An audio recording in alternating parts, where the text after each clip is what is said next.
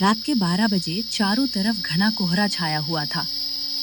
ऐसे में दो भाई रामू और लखन अपने कंधे पर कुदाल और फावड़ा रखे पहाड़ियों की तरफ बढ़ रहे थे। अरे क्या करें, अब तो चलते चलते रात हो गई।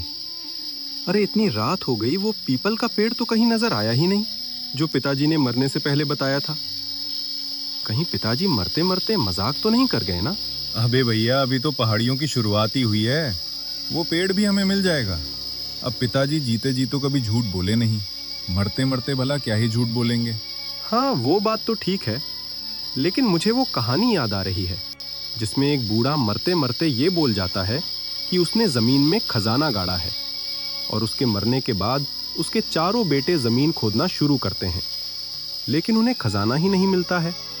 और जब वो पूरी जमीन खोदने के बाद भी खजाना हासिल नहीं कर पाते तो एक बूढ़ा उनको समझाता है कि ए बेटा, तुम्हारे बाप जब खजाने की बात कर रहे थे तो उस समय उनका इशारा इस जमीन पर उगने वाली फसल से था।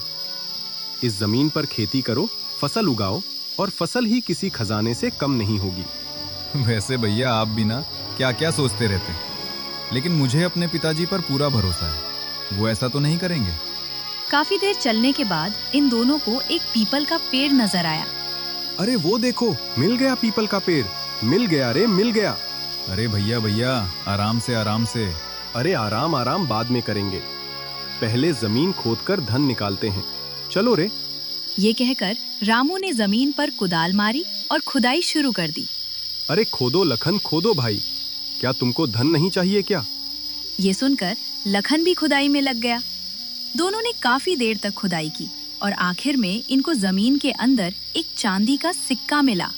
अरे ये क्या है, सिर्फ एक चांदी का सिक्का? धत तेरी की।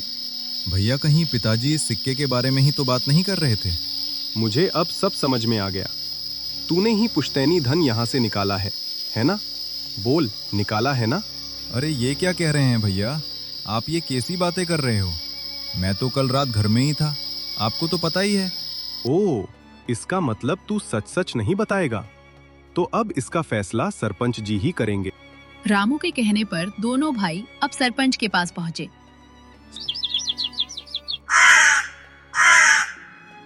सरपंच जी, हमारे पिताजी ने मरने से पहले हमें बताया था कि उन्होंने हमारे पुश्तैनी धन को पहाड़ियों में एक पीपल के पेड़ के नीचे गाड़ा है, और जब हमने वहां खुदाई की तो हमें वहां सिर्फ मिला एक छोटा सा चांदी का सिक्का, सिर्फ एक चांदी का सिक्का।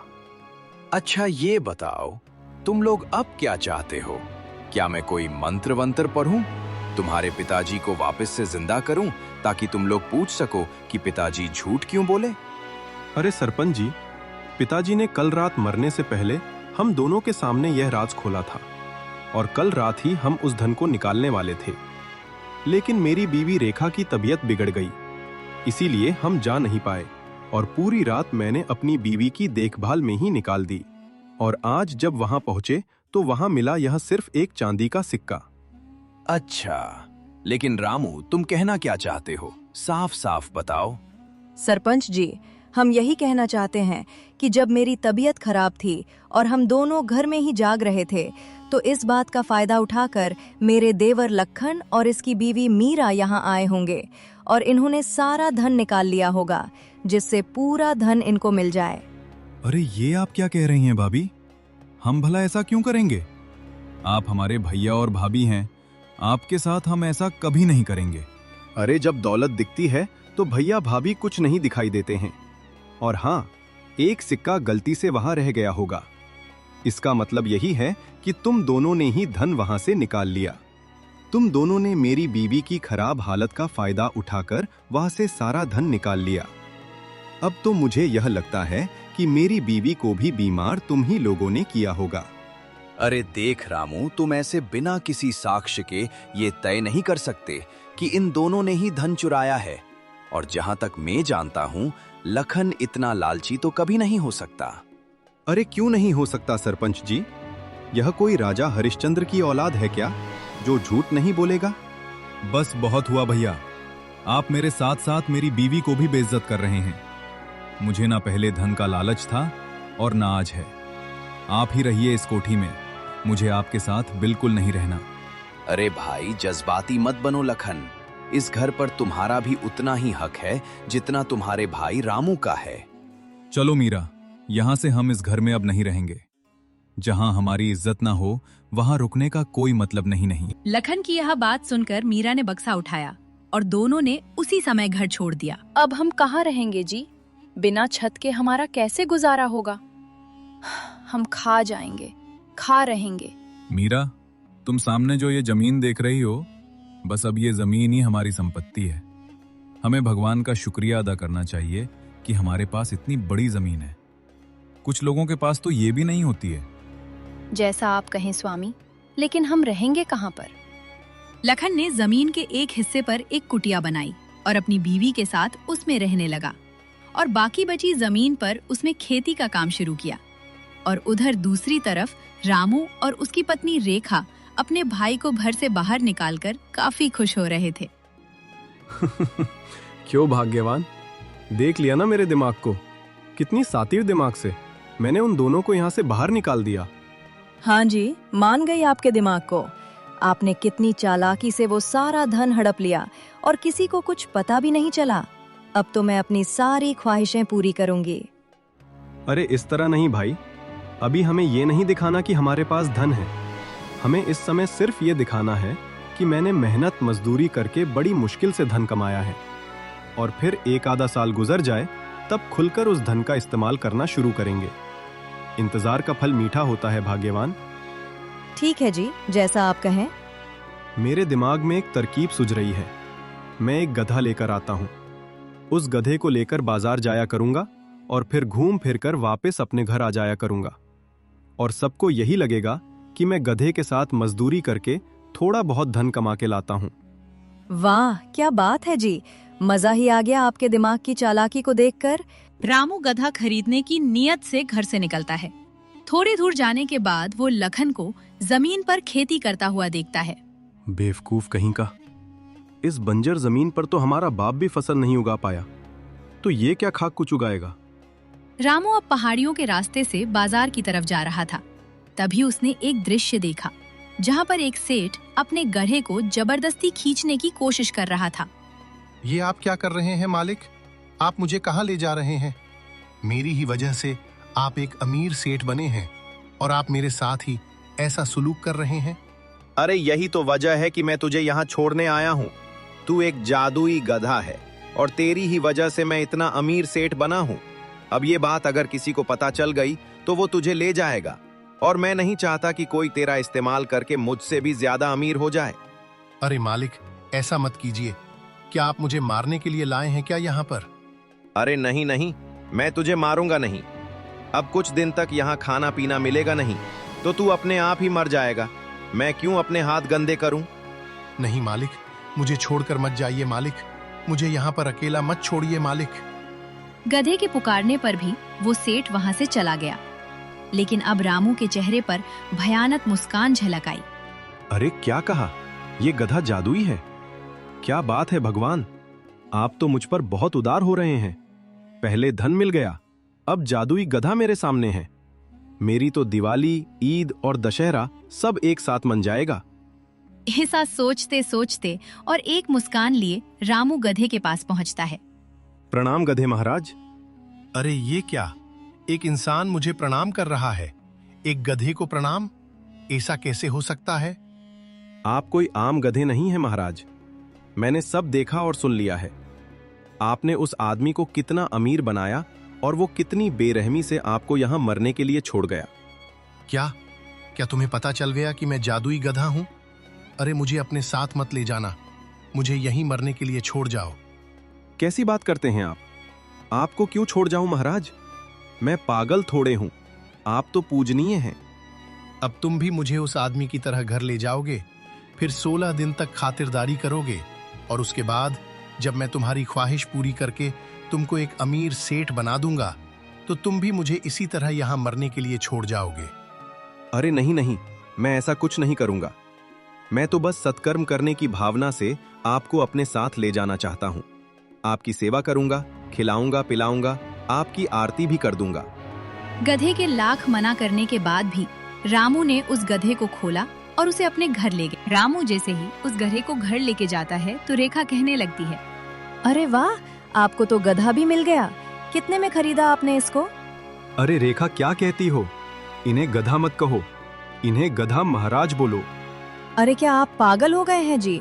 एक गधे को मैं भला इतनी इज्जत क्यों दूं? अरे मालिक, मुझे छोड़ दीजिए ना, यहाँ भी मेरी कोई कदर नहीं होती। अरे ये क्या, एक गधा बोल रहा है, इसे कैसा हो सकता है? अरे तुम चुप हो जाओ, बात को समझती नहीं हो, मेरे साथ आओ। रामू रेखा को एक तरफ ले जाकर सारा माजरा समझाने लगता है। तभी रेखा कहती है, अरे वाह, इसका मतलब है अभी हम और अमीर होने वाले हैं। हाँ बिल्कुल, लेकिन गांव वालों को यही दिखाना है कि हम गधे के साथ मजदूरी करके थोड़ा बहुत धन कमा पाते हैं। समझ गई तुम? इस तरफ बेचारा लखन जमीन पर दिन रात मेहनत करते हुए भी परेशान था। उसको उसकी मेहनत के हिसाब से परिणाम नहीं मिल रहा था। मीरा, इतनी मेहनत के बाद भी इस जमीन पर एक पौधा नहीं उगा। अब तो लगता है कि मुझे मेहनत मजदूरी करके ही धन कमाना होगा। अब पता चला कि उन्होंने जानबूझकर आपको ये जमीन क्यों दी, क्योंकि यह एक बंजर जमीन है। मेरा तो अब भगवान से भरोसा ही उठ गया है। उन्होंने हमारे साथ कितना गलत किया है। लगता है भगवान ने अब न्याय करना ही छोड़ दिया है। अरे मीरा, ऐसा नहीं कहते। अब जो हो गया सो हो गया। ये देखो कि हमें आगे कैसे क्या करना है। लखन ने कोने में पड़े सामान की तरफ देखा, जिसमें एक कुल्हाड़ी भी थी। मैं आज से जंगल जाकर लकड़ियां काटूंगा, फिर उसे मंडी में बेचकर धन कमाऊंगा। अब इसी से हमारा घर चल पाएगा। लखन ने कुल्हाड़ी उठाई और फिर जंगल की तरफ रवाना हुआ। शाम तक उसने काफी लकड़ियां काटी और फिर उन्हें इकट्ठा किया। अब इन लकड़ियों को घर तक कैसे ले जाऊंगा? ये लकड़ियां इतनी ज्यादा हैं कि मुझसे अकेले से ये इतनी दूर तक नहीं ले जाई जाएगी। तभी न जाने कहां से एक गधा उसी समय वहां पहुंचा। अरे ये गधा किसका है? अरे भाई, कोई आसपास है क्या? अरे कोई तो आसपास होगा। अरे किसका गधा है? इसके मालिक इसे ढूंढ रहे होंगे। पता नहीं कहां से बिछड़ गया होगा। ठीक है, ऐसा करता हूं, इसी पर लकड़ियां लाद कर घर ले जाता हूं। कल इसको शहर ले जाकर कोतवाल के हवाले कर दूंगा। रामू सारी लकड़ियों को उस गधे पर लाद देता है और अपने घर पहुंचता है। अरे ये गधा आपको कहाँ से मिल गया? अरे मीरा, ये बेचारा जंगल में भटक रहा था, इसीलिए मैं इसको यहाँ ले आया। इसका मतलब है कि अब आपको सर पर लकड़ियां रखकर बाजार नहीं जाना पड़ेगा। अरे नहीं मीरा, मैं इस गधे को शहर में कोतवाल को ले जाकर दे दूंगा। जिसका गधा होगा वो उसे उसके हवाले कर देंगे। सच में आप जैसा इंसान मैंने अपनी जिंदगी में नहीं देखी। इतनी मुसीबत में भी आप अपने विषय में नहीं सोच रहे। एक रात के समय अचानक तेज रोशनी महसूस हुई। तभी लखन को नींद टूट गई और उसने बाहर की तरफ आकर देखा। अरे ये अचानक से इतनी रोशनी कहाँ से आ गई?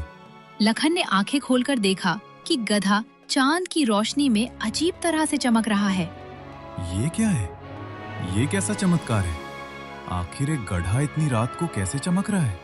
गधे ने इधर उधर देखा और फिर उसकी रस्सी अपने आप खुल गई। फिर वो वहां से जंगल की तरफ निकल गया। हे भगवान, ये कोई आम गधा नहीं है। इसका कुछ तो रहस्य है जिसके बारे में मुझे नहीं पता। लखन उस गधे के पीछे हो लिया। गधा जंगल के अंदर एक गुफा में घुस गया। अरे ये गधा इस गुफा के अंदर क्यों जा रहा है? जाके देखता हूँ कि आखिर माजरा क्या है। अरे मालिक, आप यहाँ कैसे आ गए? अरे तुम बोल सकते हो?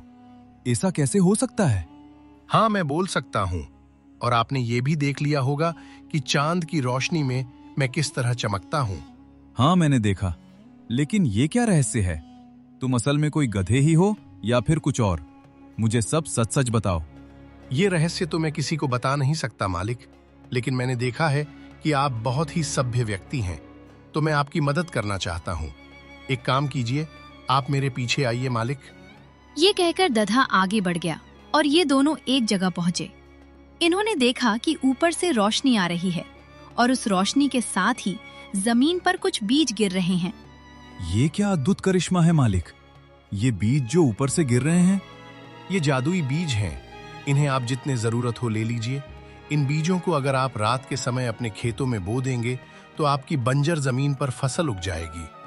ये सुनकर लखन को थोड़ी हैरानी हुई। पर थोड़ी देर सोचने के बाद उसने हाथ बढ़ाकर उन जादुई बीजों को उठाया और अपने गमछे में बांध लिया। शुक्रिया दोस्त। क्या तुम अब भी मेरे साथ रहोगे? मतलब तुम एक रहस्यमयी गधे हो और अब ये जानकर मेरा मन नहीं कर रहा कि मैं तुमसे मजदूरी कराऊं। ना मालिक, मैं तो आपके साथ ही रहूंगा, लेकिन आप मेरे बारे में किसी को कुछ न बताइएगा। मैं तो पहले ही तुम्हारे बारे में कुछ नहीं जानता। जितना देखा है ये भी किसी को नहीं बताऊंगा। और हाँ, अब मैं तुमको गधा तो कभी नहीं बोलूंगा। आज से तुम मेरे दोस्त हो। लखन गधे के साथ घर वापस पहुंचा। सुबह होने पर उसने जमीन पर जुताई शुरू कर दी। तभी दूर से रामू देखता है और कहने लगता है, अरे ये पागल फिर से खेती करने लगा इस बंजर जमीन पर। इसका दिमाग क्या घास चरने गया है क्या? पागल कहीं का। लखन ने रात होने पर उन बीजों को जमीन में बो दिया और फिर खुशी खुशी अपने घर चला गया। वहीं दूसरी तरफ रामू अपने गधे की खातिरदारी में व्यस्त था। मालिक, आप मुझे इतने केले, सेब, अमरूद क्यों खिला रहे हैं? कहीं आपको मुझसे कोई लालच तो नहीं है ना? अरे नहीं नहीं गधे महाराज, आप कैसी बातें कर रहे हैं? हमें आपसे कोई लालच नहीं है। वो गधे की खूब खातिरदारी करता है। यहाँ देखकर 2 दिनों के अंदर ही रेखा उस गधे से परेशान हो गई थी। ये गधा इस तरह से अपनी सेवा करवा रहा है, ये हमें और अमीर करेगा भी या नहीं? या ऐसे ही इस पे अपना वक्त खर्ब कर रहे हो? अरे ऐसा मत बोलो, मैं कोई बेवकूफ नहीं हूँ जो इस गधे की सेवा अपने ससुर की तरह कर रहा हूँ। क्या कहा तुमने? जरा फिर से बोलना तो। अरे भाग्यवान, गुस्सा मत करो। ये गधा हमें सेठ और सेठानी बनाकर छोड़ेगा। बस थोड़ा सा सब्र तो करो। दूसरी तरफ 3 दिन पूरे हो जाने के बाद जब लखन की आंख खुली तो उसे अपनी जमीन देखकर यकीन नहीं हुआ। अरे वाह, अरे मीरा देखो तो, गजब हो गया। उसकी जमीन पर फसल लहलहा रही थी। उसी समय रामू भी गधे के साथ वहां से गुजर रहा था। ये क्या? इस जमीन पर फसल कैसे उग गई? यहाँ जमीन तो बंजर थी, लेकिन अब कैसे इस पर फसल उग गई? अब तो यह लखन भी धन कमाने वाला हो जाएगा। मुझे लगता है कुछ तो गड़बड़ है। मीरा चलो, हम लोग फसल काटने का काम शुरू कर देते हैं। अब फसल पूरी तरह से पक चुकी है। मालिक, आप मेरे ऊपर ये फसल लाद कर रख सकते हैं। अरे नहीं नहीं मित्र, मैं ऐसा नहीं कर सकता। तुम्हारी ही वजह से तो ये फसल उपजी है। आप बहुत ही दयालु हैं मालिक।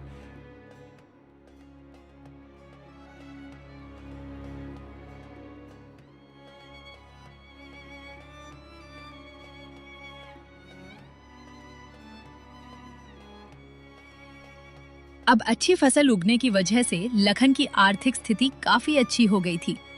इधर रामू को गधे की सेवा करते हुए 15 दिन हो चुके थे। ए गधे महाराज, पिछले 15 दिन से हम आपकी सेवा में लगे हुए हैं। कहीं केला, कहीं सेब, कहीं ये, कहीं वो। अब आप भी हमारे बारे में कुछ सोच लेते तो हमारा भी भला हो जाता। दिखा दिया ना आपने कि आप भी मेरी सेवा लालच में कर रहे थे। अरे नहीं गधे महाराज, नाराज मत होइए। मैं तो बस ऐसे ही बातचीत कर रहा था आपसे। बस बहुत हुआ। सुनिए गधे महाराज, हमने आपकी सेवा इस तरह से की है जितनी सेवा आज तक मैंने मेरे ससुर की भी नहीं की है। हाँ, और सुन लो, इन्हें लालच हो या ना हो, मुझे लालच है और मैं अब अमीर होना चाहती हूँ। अगर तुम सच में जादुई गधे हो तो ये ठूस ठूस कर खाना बंद करो और हमें अमीर बनाने का उपाय करो। लगता है अब मुझे जादू करना ही पड़ेगा। हाँ, करो करो जादू और हमें और भी ज्यादा अमीर बना दो। मेरे अंदर एक शक्ति है कि मेरे सामने जितना धन रखा जाए मैं उसको दुगना कर सकता हूँ। अरे वाह, ये तो बहुत अच्छी बात है। ए रेखा, जल्दी से जाओ, हमारा पुश्तैनी धन लेकर आओ। जाओ जाओ। ये सुनकर रेखा ने धन की पेटी गधे के सामने लाकर रख दी। गधे महाराज, दिखाओ, अपना कमाल कर दो, इस धन को दुगना। इस तरह नहीं मालिक, इसको दुगना करने की एक विधि है। मुझे रात के समय जंगल ले जाना होगा और एक पेड़ के नीचे इस धन को गाड़ना होगा। उसके साथ ही आपको मुझे उसी पेड़ के साथ बांधना होगा। ऐसा करने से सुबह होने पर जब मैं सोकर उठूंगा तो जमीन में गाढ़ा हुआ धन 2 गुना हो जाएगा। ये सुनकर रामू और रेखा बहुत खुश हुए। रामू धन की पेटी लिए गधे को लेकर जंगल पहुंचा और उसने धन को एक पेड़ के नीचे गाड़ा और फिर गधे को उस पेड़ से बांधकर घर चला गया। वाह रेखा, कल सुबह जब हम लोग उठेंगे तो हम दोनों सेठ और सेठानी बन चुके होंगे। अगली सुबह जब दोनों की आंख खुली तो अरे वाह, सुबह हो गई। अरे जल्दी चलो, आज तो काफी सारा धन देखने को मिलेगा। दोनों घर से निकल जंगल की तरफ भागे। लेकिन जैसे ही वो दोनों पेड़ के पास पहुंचे तो हैरान रह गए। अरे ये गधा कहाँ गया? गधा, हे गधा महाराज, आप खा चले गए? अरे गधे को छोड़ो, खजाने को निकालो। अब तो 2 गुना हो गया होगा ना? दोनों ने जमीन को खोदा और काफी खोदने के बाद इनको कुछ नजर आया। अरे ये क्या, गधे की नली? देख लो, निकालो इस 10 करोड़ की लीद को और बन जाओ सेठ। अरे हम लुट गए रे, हम बर्बाद हो गए। तभी इन दोनों को एक चीज नजर आई। अरे ये क्या? ये तो एक चप्पल है। ये चप्पल तो मुझे कुछ जानी पहचानी सी लग रही है। कुछ देर बाद रामू और रेखा सरपंच के साथ लखन के घर पहुंचे। देखिए सरपंच जी, ये रहा लखन और इसी ने मेरा धन चुराया है। कैसा धन सरपंच जी? ये भैया क्या कह रहे हैं?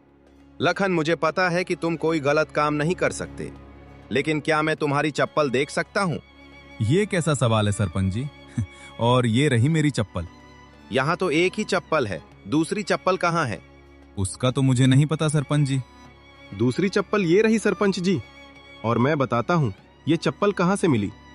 कल रात मैंने अपना धन जंगल में गाड़ा था और इस लखन ने उस धन को निकाल लिया। खुशी में इसे यह भी पता नहीं चला कि इसने अपनी एक चप्पल वहां छोड़ दी, जो इस बात का सबूत है कि इसी ने मेरा धन चुराया है।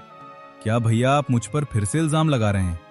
एक बात बताओ रामू, जहां तक मुझे याद है तुम्हारे पिता का पुश्तैनी धन तो पहले ही चोरी हो गया और तुम अब एक गधा मजदूरी करते हो, तो तुम्हारे पास ऐसा कौन सा धन कहां से आ गया?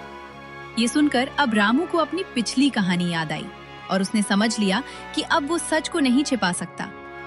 सरपंच जी, असल में जब पिताजी के मरने का समय था तो बेटा, अब मेरा जीवन पूर्ण हो चुका है। मैंने हमारा पुश्तैनी धन पहाड़ियों में एक पीपल के पेड़ के नीचे गाड़ा हुआ है। तुम दोनों उसे निकालकर ईमानदारी से बांट लेना। उस रात मैंने रेखा को समझाया कि वो सारा धन हमें अपने हिस्से में लाना होगा और उस लखन को सिर्फ वो बंजर जमीन दे देंगे। मैंने रात को चुपचाप धन निकालकर दूसरी जगह गाड़ दिया और अगले दिन लखन को घर से निकाल दिया। अरे तुम कितने बड़े धोखेबाज हो! तुम्हें एक बार के लिए भी शर्म नहीं आई अपने छोटे भाई के साथ धोखा करके? भैया अगर आपको सारा धन चाहिए था तो आप एक बार बोल कर तो देखते, मैं तो हंसते हंसते दे देता। लेकिन रामू, अब ये बता कि ये धन को वापस से जमीन में गाड़ने का क्या मतलब था? मुझे एक जादुई गधा मिल गया था। उसने कहा था कि वो धन को दुगना कर देगा। तभी सामने रामू का गधा खड़ा था और उसके पास ही लखन वाला रहस्यमयी गधा भी आ गया। अरे ये क्या करिश्मा है मीरा? तुमने कहा था कि भगवान ने न्याय करना छोड़ दिया है, अब देखो भगवान का न्याय। हम दोनों ही जादुई रहस्यमयी गधे हैं। रामू ने इस बार भी लालच ही किया और लखन ने मेहनत को चुना। रामू ने लखन के साथ धोखा करके जिस धन को हड़प लिया था, इसने उसी धन के लालच में वापस उसे जमीन में पहुंचा दिया। फिर हम दोनों ने उस धन को गायब किया और लखन की चप्पल वहां पहुंचा दी ताकि ये खुद अपना जुर्म सरपंच जी के सामने कबूल कर ले। ये सुनकर सभी हैरान रह गए। मीरा ने गधों के आगे हाथ जोड़ लिए। मुझे माफ कर दीजिए, लेकिन फिर भी बताइए कि आप हैं कौन? ये तो सिर्फ एक रहस्य है। तुम सिर्फ इतना समझ लो कि भगवान ने तुम्हारा न्याय कर दिया। ये कहकर दोनों गधे गायब हो गए और सामने वो धन की पेटी आ गई। तो अब कहो, अब क्या करोगे रामू? कौन है चोर और कौन है निर्दोष, बताओ। हाँ, मुझे माफ कर दो। लखन और भाभी, मुझसे बहुत बड़ी गलती हो गई। आज से हम लोग साथ में रहेंगे और इस धन का भी आधा आधा हिस्सा आपस में बांट लेंगे, जैसे हमारे पिताजी चाहते थे। मैं माफी चाहता हूं।